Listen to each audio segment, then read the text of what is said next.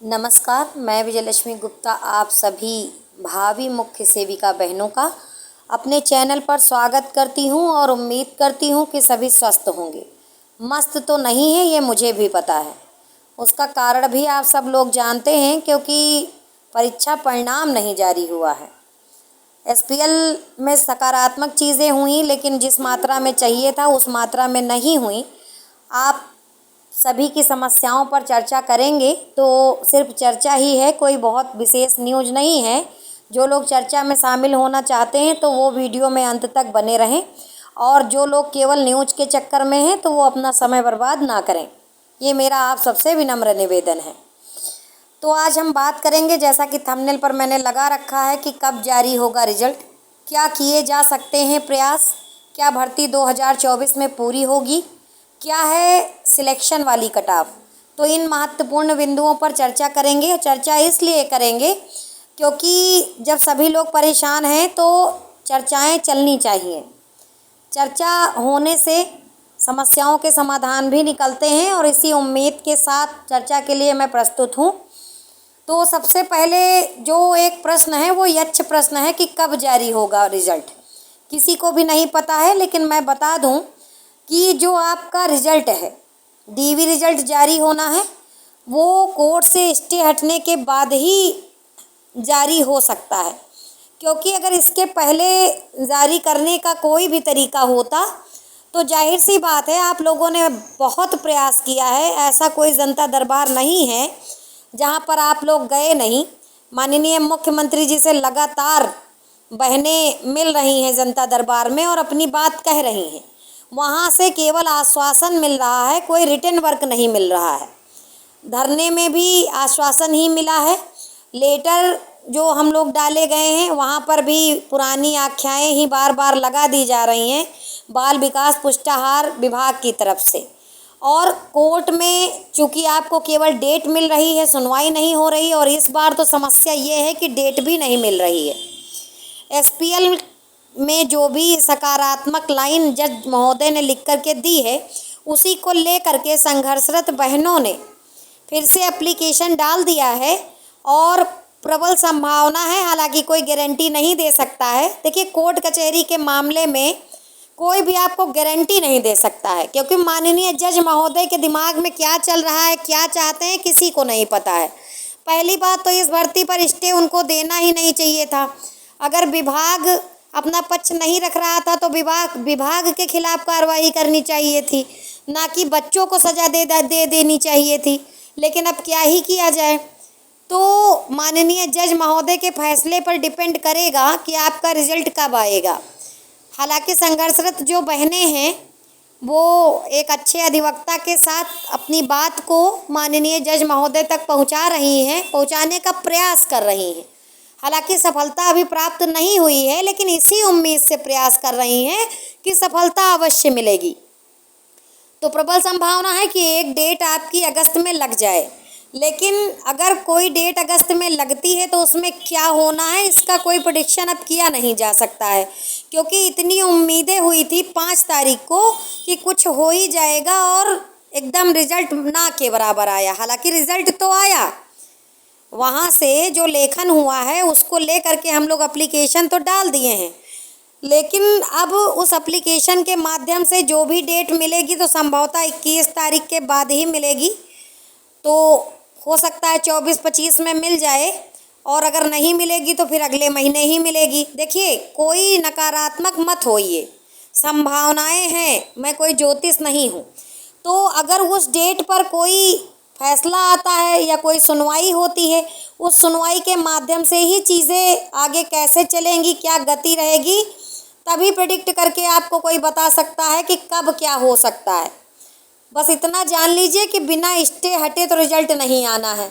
ठीक है, क्या किए जा सकते हैं प्रयास। देखिए, प्रयास हमारी बहनों ने, संघर्षरत बहनें जो भी हैं, वो एड़ी चोटी का जोर लगा चुकी हैं। ठीक है, वो जनता दरबार बराबर जा रही हैं, लेटर अभी भी बराबर लिखे जा रहे हैं नए सिरे से, यानी कि जैसे ज़ीरो से हम लोग शुरू हुए थे, इस तरह के जब रिजल्ट आ रहे हैं कि सब चीज़ें नकारात्मक होती चली जा रही हैं। मुख्य सेविका भर्ती में भगवान जाने कौन सी ऐसी आत्मा प्रविष्ट हो गई है कि कभी हड़ताल हो जाता है, कभी जज बीमार हो जाता है, कभी वकील बीमार हो जाता है, कभी डेट ही नहीं लगती है, या कभी लगती है तो इतनी दूर लग जाती है कि उसका नंबर ही नहीं आता है।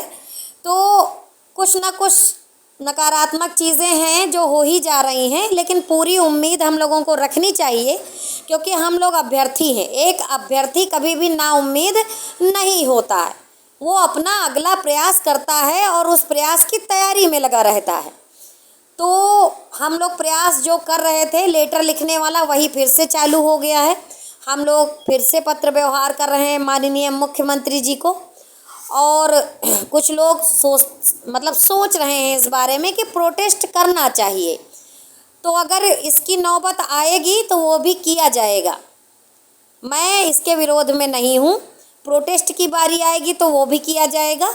हालांकि जो कोर्ट में चीज़ें डाली गई हैं उनका इंतज़ार है कि उसमें कुछ सकारात्मक हो जाए। और एक प्रश्न और है जिसको लेके लड़कियां परेशान हैं। परेशान होने का कारण है क्योंकि लड़कियां हैं और पालन पोषण कुछ इस तरीके से किया गया है, या बैकग्राउंड उनका ऐसा है जहां पर ये माना जाता है कि समय से इनका विवाह करके इनके घर भेज दिया जाए। लोग बोझ या जिम्मेदारी समझते हैं, तो लड़कियों पर काफ़ी प्रेशर है कि वो अपना नया जीवन शुरू कर लें। तो जो भी बहनें हैं, अगर उनके गार्जियन अभिभावक ऐसा कुछ करना चाहते हैं तो वो इस पे विचार कर सकती हैं, कोई गलत बात नहीं है। और बाकी अभिभावकों को भी सोचना चाहिए कि अगर उनके बच्चे प्रयास कर रहे हैं तो उनके फैसले का वो स्वागत करें, बाकी वो उनका व्यक्तिगत मैटर है। रही बात भर्ती पूरी होने की कि कब पूरी होगी, देखिए जिस हिसाब से चीज़ें चल रही थी और हम लोग सकारात्मक उम्मीद रखे हुए थे कि चीज़ें अगर समय पर हो जाएंगी तो भर्ती 2024 में ही पूरी हो जाएगी।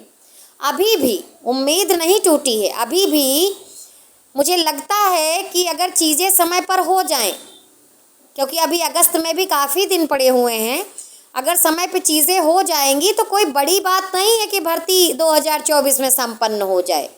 ऐसा कोई नामुमकिन वाली बात नहीं है। Everything possible in this world, कुछ भी संभव है। मगर चीज़ें अगर जिस गति से चलेंगी उन्हीं को देख के ही कुछ कहा जा सकता है। हालांकि पूरी उम्मीद बना के रखेंगे कि भर्ती 2024 में ही पूरी हो। अब एक जो बहुत बड़ी बात है वो इतने दिनों में भी लोग नहीं समझ पा रहे हैं कि क्या है सिलेक्शन वाली कट ऑफ। पहले तो लोग संतुष्ट हो जाते हैं जब कोई कट ऑफ बताई जाती है, उसके बाद अगर किसी दूसरी भर्ती का कोई रिजल्ट निकल आता है और उसमें मेरिट हाई चली जाती है तो हमारी जो लड़कियां हैं, भावी मुख्य सेविकाएं हैं, वो परेशान होने लगती हैं। या किसी और भर्ती में नामलाइजेशन ज़्यादा नंबर का हो जाता है तो वो परेशान होने लगती हैं। जैसे अभी हाल ही में एक भर्ती हुई है तो जिसमें 400 नंबर का पेपर था और उसमें ऐसा कहा जा रहा है कि 28 से 30 नंबर का नामलाइजेशन हो गया है। तो इस 400 नंबर के पेपर में अगर इतने नंबर का नामलाइजेशन हो गया है तो उसको 4 से भाग दे दीजिए, नामलाइजेशन हुआ 7.5 नंबर का नामलाइजेशन हुआ है। और वो परीक्षा और इस परीक्षा में काफ़ी अंतर है।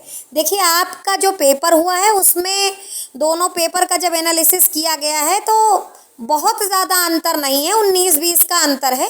इस हिसाब से मैक्सिमम 3 नंबर का नामलाइजेशन हो सकता है। तो इसको लेके बहुत ज़्यादा परेशान होने की ज़रूरत नहीं है, क्योंकि ये जो प्रक्रियाएं हैं ये आयोग के द्वारा की जाएंगी और आप लोग इसमें परेशान होकर कुछ कर भी नहीं सकती हैं।